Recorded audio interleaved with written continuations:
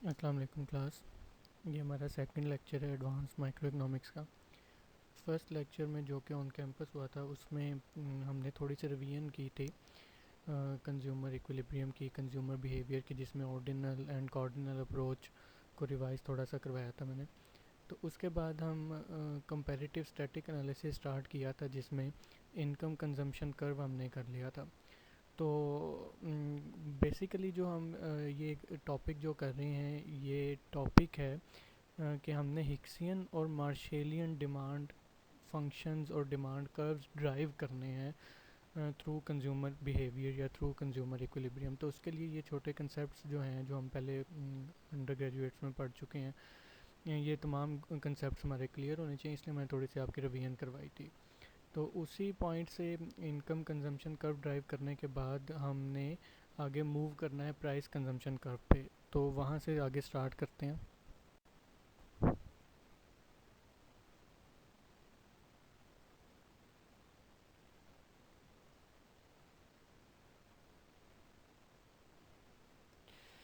So price consumption curve.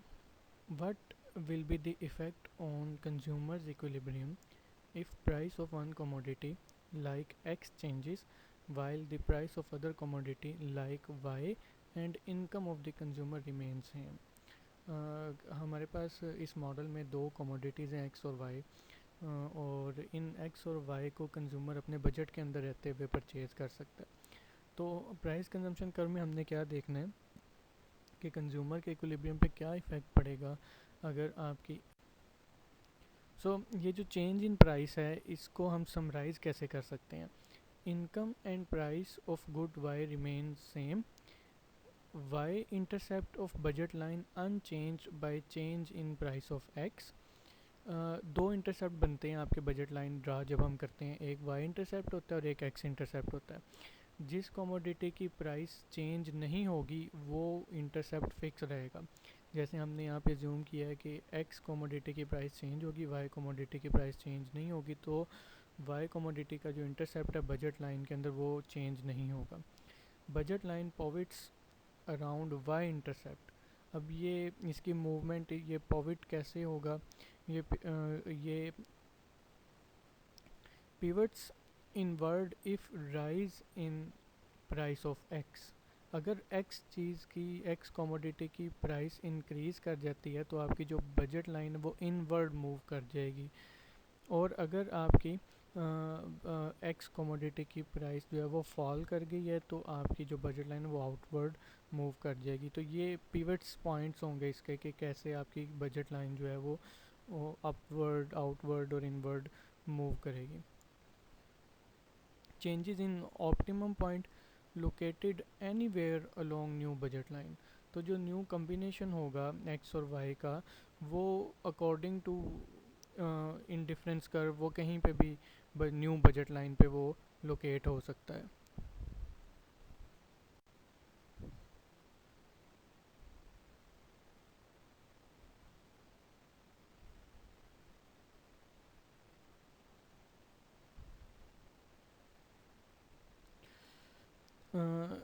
Price consumption curve को draw किया गया है इसमें।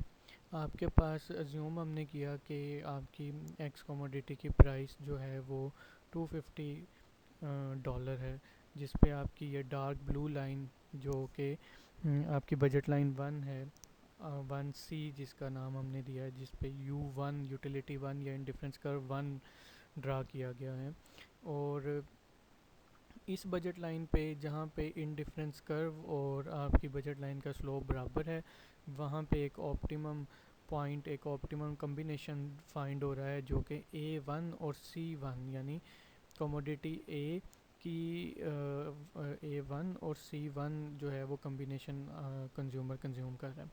अब ये हुआ, सपोज हमने किया कि एक कमोडिटी एक्स जो है आपकी, जिसमें उनको एक्स को उन्होंने लिया यूनिट्स ऑफ कॉलेज एजुकेशन, इसकी जो प्राइस है वो कम हो जाती है। इसकी प्राइस जब कम होगी, वो 250 से $200 पे आई है, तो आपकी जिस तरह हमने पिछली स्लाइड में देखा कि वो पिवट्स आउटवर्ड करेगी अगर एक्स चीज़ की प्राइस कम होती है। तो वो आउटवर्ड जो है वो पिवट्स करती है राइटवर्ड मूव कर जाती है, जबकि वाई चीज़ की प्राइस तो चेंज नहीं हुई थी, तो वो फिक्स है उसका इंटरसेप्ट पॉइंट। तो वो आपकी एक नई बजट लाइन जी बार बन जाती है। पहली बजट लाइन आपकी जी थी, अब आपकी बजट लाइन जी बार बन गई। अब सिचुएशन ये है कि प्राइस ऑफ एक्स कमोडिटी जो है वो डिक्रीज़ हुई है। तो आपको according to law of demand हमें लॉ ऑफ डिमांड ये कहता है कि जब इस चीज़ की प्राइस कम होती है तो उसकी डिमांड इंक्रीज़ कर दें। तो वो C1 से इंक्रीज़ होके C2 पे आ जाता है। और हमने इस थ्योरी को बड़ी डिटेल में पढ़ा हुआ है। यहाँ पे सब्सटीट्यूशन, एक चीज़ को बढ़ाने के लिए दूसरी चीज़ को छोड़ना पड़ता है। तो वो एक नया कम्बिनेशन बनेगा A2 और C2 का, जिस पे न्यू इक्विलिब्रियम जनरेट होता है W बार। इसी तरीके से मज़ीद प्राइस कम होती है, आपकी बजट लाइन फिर आउटवर्ड मूव करती है और एक और नया इक्विलिब्रियम बनता है जिसको W डबल बार कह रहे हैं। तो इसी तरीके से आप जितने भी न्यू इक्विलिब्रियम्स बनेंगे उनको अगर आप आपस में मिला देते हैं तो वो आपका प्राइस कंजम्पशन कर्व बन जाता है, जो कि ये शो करता है कि प्राइस के अंदर चेंज आने से कंज्यूमर किस तरीके से बिहेव करता है। अब इस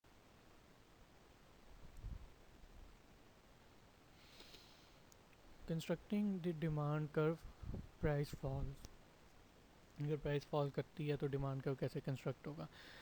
ये जो ए पैनल है ऊपर डायग्राम का वो हम पहले डिस्कस कर चुके हैं। जो इस पे डब्ल्यू पॉइंट था ए पैनल में, जो डब्ल्यू इक्विलिब्रियम पॉइंट था, उस डब्ल्यू पे अगर हम price of the x commodity determine करें, हम एक टेबल ड्राइव बना लेते हैं, टेबल ड्राइव कर लेते हैं, ड्रा कर लेते हैं, जिसमें हम प्राइस ऑफ एक्स कमोडिटी पहले रखते हैं। तो सबसे पहले जो प्राइस थी वो $250 थी। $250 पे C1 यूनिट्स कंज्यूम कर रहे थे एक्स चीज़ के। तो जब प्राइस इसकी कम होके 200 पे आई, बजट लाइन जो है आपकी वो राइटवर्ड आउटवर्ड जो है वो मूव की, तो आपकी प्राइस कम होने की वजह से एक्स चीज़ की कमोडिटी C1 से C2 पे आ गई। सो हम टेबल में लिख लेते हैं कि 200 प्राइस पे C2 कमोडिटीज़ डिमांड की जा रही हैं। इसी तरीके से जब मज़ीद प्राइस कम हुई 150, तो वो और इंक्रीज़ होगी डिमांड C3। तो इसी इसी पैटर्न को हम ड्रा कर लेते हैं। आप वाई एक्सिस पे प्राइसेस रखें 150, 200, 250, और आप जो इसका एक्स एक्सिस है उस पर quantity demanded of x determine करें, तो ये आपका demand.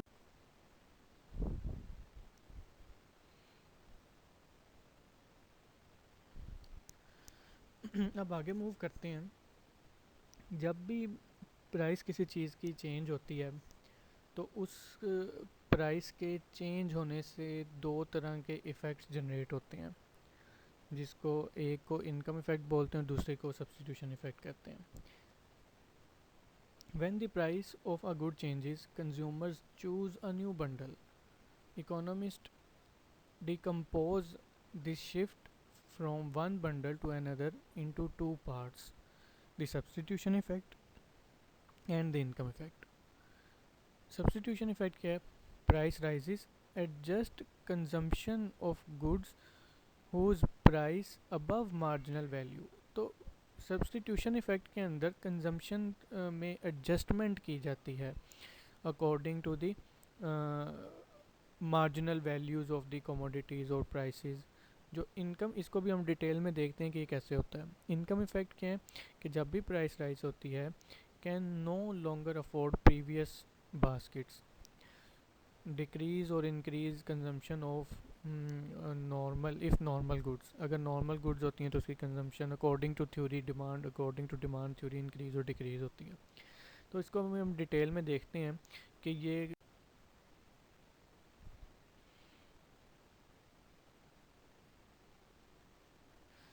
So, what is substitution effect?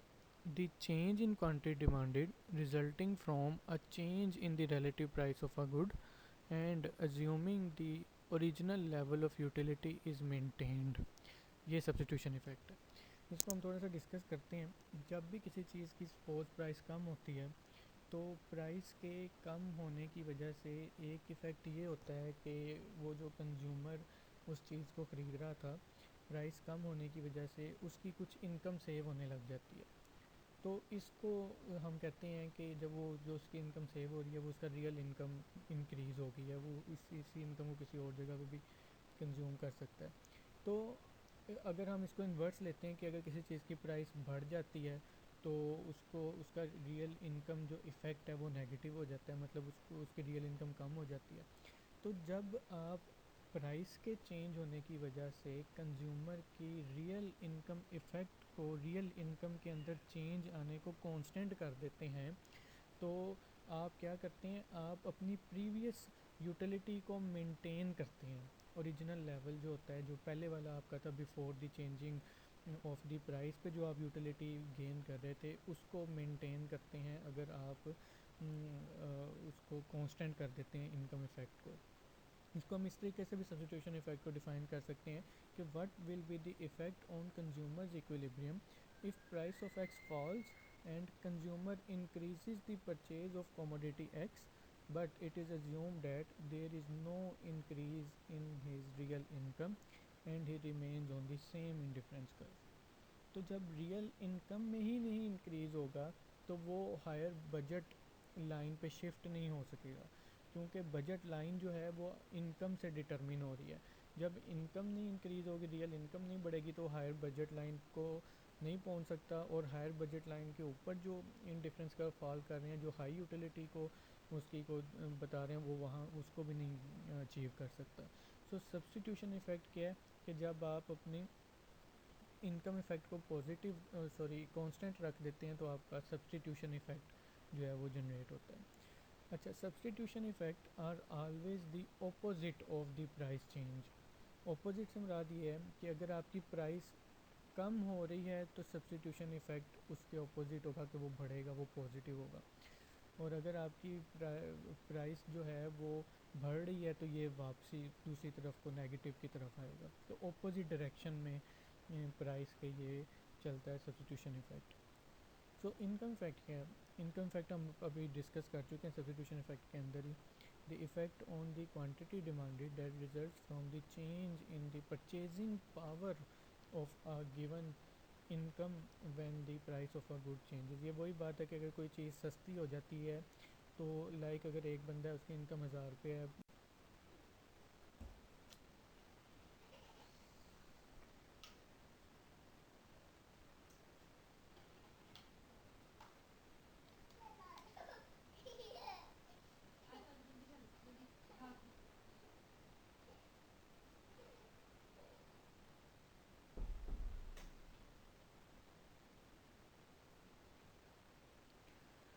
सो ये उसकी ग्राफिकल रिप्रेजेंटेशन है इनकम एंड सब्स्टिट्यूशन इफेक्ट की। हम अज्यूम करते हैं कि जब प्राइस चेंज नहीं हुई थी तो ये जो डार्क बजट लाइन है जिसको B C A slope is equal to P X और पी वाई से डिनोट किया हुआ है, ये आपकी बजट लाइन है। इस बजट लाइन पे यू वन आपका जो है वो इंडिफरेंस कर्व है, और इस इंडिफरेंस कर्व पे जो ए पॉइंट है वो ऑप्टिमम पॉइंट है जिस पे एक्स ए कोमोडिटी जो है वो कंज्यूम की जा रही है। ओरिजिनल बंडल है ये आपका एक्स ए कोमोडिटी का। अब हम ये करते हैं, जूम ये करते हैं कि जो प्राइस ऑफ एक्स है वो इंक्रीज़ कर जाती है। पहले हमने डिक्रीज़ की बात की, अब हम कहते हैं वो इंक्रीज़ कर जाती है। जब ये इंक्रीज़ करेगी तो आपकी जो बजट लाइन है वो इनवर्ड मूव करेगी लेफ़्ट साइड की तरफ। तो एक new dotted line budget line जो है वो बी बी सी बी जिसको हमने कहा है वो थी बी सी ए, और ये है बी सी बी। तो एक न्यू बजट लाइन हमारे पास जनरेट हो जाती है। अच्छा, अब कंज्यूमर पे इफ़ेक्ट क्या हो रहा है? अब प्राइस जो है वो इंक्रीज़ हुई है, कंज्यूमर की परचेजिंग पावर कम हो गई है, कंज्यूमर हाई बजट लाइन से शिफ्ट, उस पर प्रेशर है कि वो शिफ्ट हो लो बजट लाइन पे, क्योंकि उसका रियल इनकम जो है वो कम हो गई है, नेगेटिव है उसका रियल इनकम इफेक्ट जो है। तो उस पर प्रेशर है कि अब वो जो U1 वाला आईसी था उसको अचीव नहीं कर पाएगा, उसको नीचे वाले आईसी पे शिफ्ट होना पड़ेगा। तो ये तो इनकम इफेक्ट है। लेकिन अगर हम इस इनकम इफ़ेक्ट को कांस्टेंट रख देते हैं कि हम कहते हैं नहीं उसकी इनकम जो है वो रियल इनकम इफ़ेक्ट नहीं हो रही, उसके कई कॉन्सिक्वेंसेज हो सकते हैं कि उस बंदे की इनकम इंक्रीज़ हो गई या उसकी कोई लॉटरी लग गई या कोई भी हम उसकी रीज़न बना सकते हैं, कोई भी जम्पशन जनरेट कर सकते हैं कि क्यों कांस्टेंट कर रहे हैं हम उसका इनकम इफ़ेक्ट। तो जब उसका इनकम इफ़ेक्ट हम कांस्टेंट कर देते हैं तो वो लोअर इन डिफरेंस कर्व पे नहीं जाता, वो अपने पहले वाले बंडल को, ऑप्टिमल बंडल जो था जो पहले वाला इन डिफरेंस कर्व था उसी पे रहता है। तो उसके लिए हम क्या करते हैं, जो नीचे वाली न्यू जो बजट लाइन आपकी बनी है उसके पैरेलल एक budget line, dotted budget line, एक कंपनसेटेड बजट लाइन ड्रा करते हैं जो कि पहले वाले इंडिफरेंस कर्व को किसी ऐसे पॉइंट पे टच करती है कि डिमांड ऑफ द एक्स कम होती है, कि कम हो जाए उसकी डिमांड ऑफ द एक्स, क्योंकि प्राइस ऑफ एक्स बढ़ी है, डिमांड ऑफ एक्स कम करनी है, लेकिन इस तरीके से कम करनी है कि उसकी उसकी जो यूटिलिटी लेवल है वो इफ़ेक्ट ना हो, वो कम ना हो, वो ना गिरे, क्योंकि higher level of indifference curve shows the high level of satisfaction and low level of indifference curve shows the low level of satisfaction. सो जब आप एक कंपनसेटेड बजट लाइन ड्रा करते हैं जो कि टच करती है आपके पहले वाले इंडिफरेंस कर्व को, तो एक न्यू पॉइंट, एक न्यू बंडल, एक न्यू पॉइंट जनरेट होता है सी बंडल, जो कि एक्स ए से लेफ़्ट साइड पे एक्स सी, तो डिमांड ऑफ एक्स कम हो गई, यूटिलिटी वही मेंटेन रही है आपकी। तो अगर ये है सब्स्टिट्यूशन इफ़ेक्ट। अगर इनकम का जो इफ़ेक्ट है उसको कांस्टेंट ना रखा जाए तो फिर कंज्यूमर जो है, ये एक एग्जांपल है cheaper oranges income and substitution effect की। This analysis breaks down the effect of a fall in the market price of oranges into an income effect and a substitution effect. तो एक तरफ हमने बनाना और एक तरफ ऑरेंजेस हमने डिटरमिन किए हैं। जो भी कंज्यूमर का बजट है उसके अकॉर्डिंग आपकी बजट लाइन ड्रा हुई हुई है और एक बंडल आपके पास आया हुआ है, एक इन डिफरेंस कर्व और बजट लाइन की स्लोप बराबर होके एक बंडल ए ऑरेंजेस का आपके पास है। अब सपोज़ ये किया कि ऑरेंजेस चीप हो जाते हैं, सस्ते हो जाते हैं, ऑरेंजेस की प्राइस कम हो जाती है, तो बजट लाइन BL1 से आउटवर्ड मूव कर जाती है BL2 पे। तो जब बजट लाइन आउटवर्ड मूव की है तो वो हायर इंडिफरेंस कर्व को टच कर सकती है जो कि IC2 है।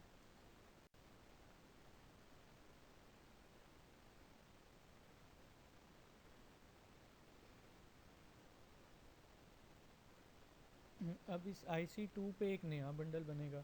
अब प्राइस ऑफ ऑरेंजेस कम हुई थी तो डिमांड ऑफ ऑरेंजेस इंक्रीज़ होनी चाहिए, तो एक ये नया एक बंडल बना है सी, जो कि ये बता रहा है कि जब प्राइस ऑफ ऑरेंजेस कम हुई है तो डिमांड ऑफ ऑरेंजेस ए से इंक्रीज़ होकर सी पे आ गई है।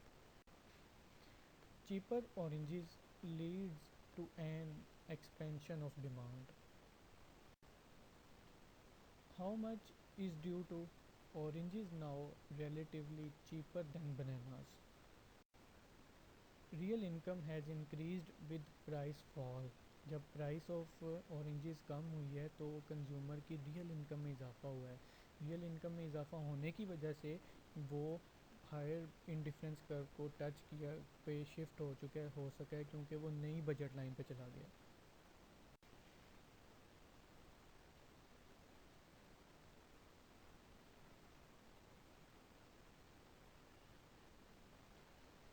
To eliminate the income effect, hold consumer to their initial indifference curve. अब हम सब्स्टिट्यूशन इफेक्ट की तरफ आते हैं।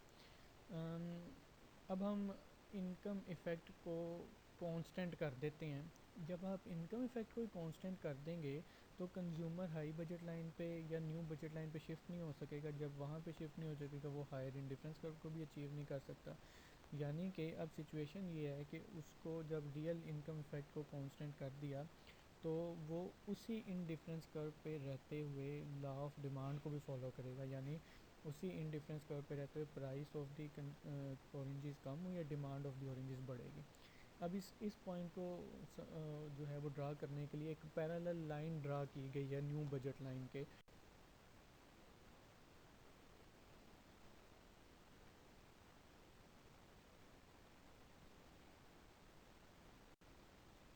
ये बी पॉइंट है। So movement from A point to B point is the substitution effect. इस ए पॉइंट से बी पॉइंट को हम के दरमियान हमने कंपनसेशन की है। हमने ये कंपनसेशन हमने की है कि हमने कंपनसेशन कैसे किया कि हमने उसके रियल इनकम इफ़ेक्ट को कांस्टेंट रख दिया, कंपनसेट कर दिया कंज्यूमर को। तो जो ए पॉइंट से बी पॉइंट की मूवमेंट है, this is called the substitution effect. And the movement from B to C. अब अगर आप इस इनकम इफ़ेक्ट को अनकॉन्स्टेंट कर देते हैं तो अल्टीमेटली आप सी पॉइंट वाले इक्विलिब्रियम पॉइंट पे जा सकते हैं। तो जब आप बी से सी की तरफ जाते हैं तो ये आपका इनकम इफ़ेक्ट है। और ये दोनों effect A to B substitution effect and B to C is income effect, ये दोनों अब ए टू सी जो इफ़ेक्ट है टोटल इफ़ेक्ट, ये आपका प्राइस इफ़ेक्ट है जिसके दो पार्ट्स हैं, substitution effect plus income effect.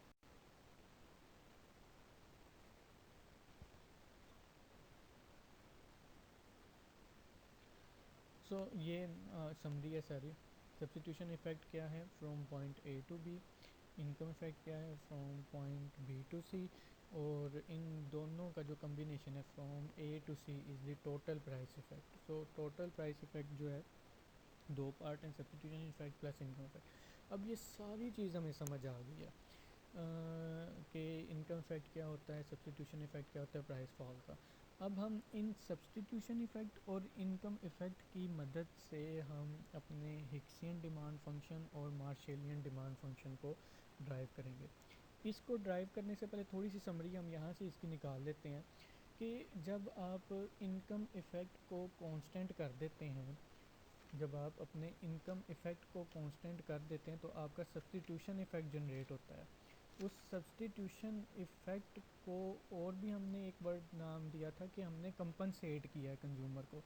तो जब आप सब्स्टिट्यूशन इफ़ेक्ट के थ्रू डिमांड कर्व को ड्रा करोगे तो वो कंपनसेटेड डिमांड कर्व कहलाएगा या कंपनसेटेड डिमांड फंक्शन कहलाएगा। ये हिक्स, इसको हिक्सियन डिमांड फंक्शन, ये हिक्स ने ड्राइव किया था, इसको हिक्सियन डिमांड फंक्शन कहते हैं। So Hicksian demand function is also called the compensated demand function.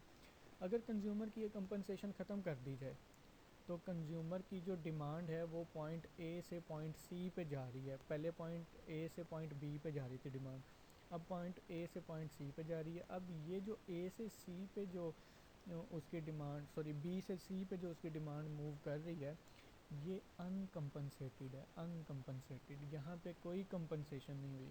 तो इसको कहते हैं अनकम्पनसेटेड डिमांड फंक्शन और Marshallian demand function. So income effect को जब आप अनकॉन्स्टेंट करते हैं तो आपका मार्शेलियन डिमांड फंक्शन ड्राइव होता है जिसको अनकम्पनसेटेड डिमांड फंक्शन भी कहते हैं, या ऑर्डिनरी जो डिमांड फंक्शन हम ड्राइव करते हैं वो होता है। जब आप अपनी रियल इनकम इफ़ेक्ट को कांस्टेंट रख देते हैं और कंज्यूमर को कंपनसेट कर देते हैं कि वो अपनी ओरिजिनल यूटिलिटी को मेंटेन रखे तो उसको कंपनसेटेड डिमांड फंक्शन कहते हैं। ये इसकी जो डेरिवेशन है, मैंने हैंड रिटन हैंडमेड मैंने इसकी डायग्राम बनाई है। ये ऊपर वाली डायग्राम वही है जो हमने पहले बनाई है कि जब आपकी इनकम इफ़ेक्ट और सब्स्टिट्यूशन इफ़ेक्ट जनरेट होते हैं। तो इसकी समरी जो थी ना, जो इनकम इफ़ेक्ट और सब्स्टिट्यूशन इफ़ेक्ट की जो थी, उसकी समरी मैंने ये नीचे टेबल में बनाई है। वो टेबल पे पहले हमने किस तरह किया है, प्राइस ऑफ एक्स ले ली है, फिर हिक्सियन डिमांड लिया, फिर मार्शेलियन डिमांड लिया। ठीक है, प्राइस ऑफ एक्स सपोज हमने पहले कहा कि 10 थी, जिस पे आपकी पहले वाली बजट लाइन ड्रा हुई थी। प्राइस ऑफ एक्स कम हुई, 5 पे चली गई, तो आपकी बजट लाइन जो है वो राइट साइड की तरफ मूव कर गई। कंज्यूमर IC1 से IC2 पे मूव कर गया। तो यहाँ पे जब मूव किया है तो अनकम्पनसेटेड या मार्शेलियन डिमांड को हम पहले डिस्कस कर लेते हैं। जब प्राइस 10 थी तो उस पर कितनी डिमांड हो रही थी एक्स की, 5 यूनिट्स। तो जब प्राइस ऑफ एक्स कम होके 5 पे आ गई तो उसकी डिमांड जो है वो कहाँ पे चलेगी, 12 यूनिट्स पे। ठीक है, 12 यूनिट्स पे। तो ये आपके पास एक डिमांड का जो है वो स्केच आ गया, एक कम्बिनेशन आ गया कि जब प्राइस ऑफ एक्स 10 थी तो डिमांड 5 थी, जब प्राइस ऑफ एक्स 5 हुई तो डिमांड 12 पे चली गई। तो जब आपकी ये तो इनकम इफ़ेक्ट को जब हमने पॉजिटिव रखा हुआ था, अगर आप इनकम इफ़ेक्ट को कांस्टेंट रख देते हैं तो कंज्यूमर आईसी 2 पे शिफ्ट नहीं हो सकता, उसको आईसी 1 पे ही अपना नया कॉम्बिनेशन बनाना पड़ेगा।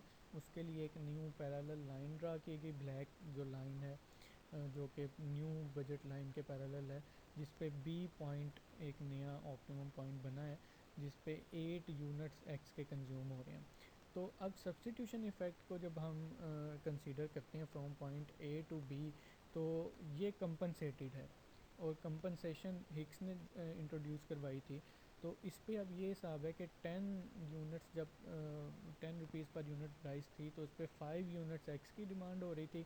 जब अब सब्सटीट्यूशन वाले के साथ है, कंपनसेशन वाले के साथ, यानी अब वो सिचुएशन है कि इनकम इफ़ेक्ट को कांस्टेंट रखा हुआ है। तो जब आपकी प्राइस 10 से कम होके 5 पे आ गई, तो आपकी डिमांड 5 से इंक्रीज़ होके 8 पे चली गई। तो आप इन दोनों जो आपके पास पैटर्न्स हैं, 10 पे जब प्राइस 10 थी तो उस पे हिक्सियन डिमांड कितनी थी और उस पे मार्शेलियन डिमांड कितनी थी, वो दोनों 5-5 हैं। तो जो नीचे वाला डायग्राम का पोर्शन है उस पे एक पॉइंट हमने ड्रा किया है, जिस पे 10 पे दोनों हिक्सियन और मार्शेलियन डिमांड पॉइंट्स सेम हैं। जब प्राइस कम हुई 5 पे आई, तो जो हिक्सियन डिमांड पॉइंट है वो 8 है, 8, तो वो हम 8 पे उसको ले गए। और जो मार्शेलियन डिमांड है वो आपका 10 है, सॉरी वहाँ पे ना वो टेबल में 12 लिखा हुआ है, उसको आप 10 कर लीजिएगा, वो 10 है, तो उसको हम 10 पे ले गए। तो जब आप इन पॉइंट्स को आपस में मिलाते हैं तो अलग-अलग हमारे पास डिमांड कर्व ड्रा होते हैं। तो जो ब्लू लाइन के साथ डिमांड कर्व है, जो जिसका स्लोप कम है, वो मार्शेलियन डिमांड फंक्शन है। उसको अनकम्पनसेटेड डिमांड फंक्शन भी कहते हैं, क्योंकि उसके अंदर रियल इनकम की कंपनसेशन नहीं हुई।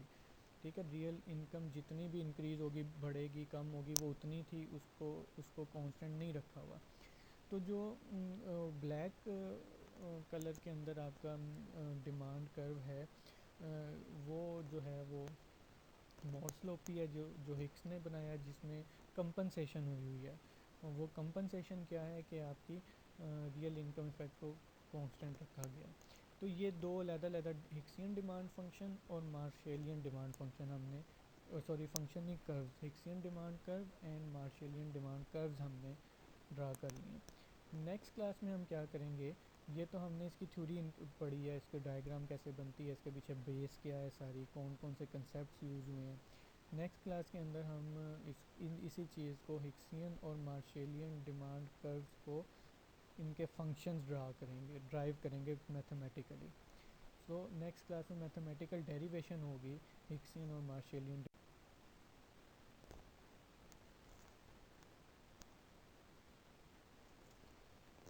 ये कंपनसेटेड डिमांड कर्व की थोड़ी सी फीचर्स हैं। Curve showing for each price what the quantity demanded would be if the consumer were income compensated for all price changes। ये वही बात है कि इसको हम क्यों कहते हैं कि ये हम इसमें इनकम को कंपनसेट करते हैं all prices के लिए। allows for isolation of substitution effect, इसी कंपनसेशन की वजह से सब्सटीट्यूशन इफेक्ट की आइसोलेशन अलाउ हो सकती है। confirms that compensated demand curve downward sloping, तो ये डाउन नॉर्मल गुड्स के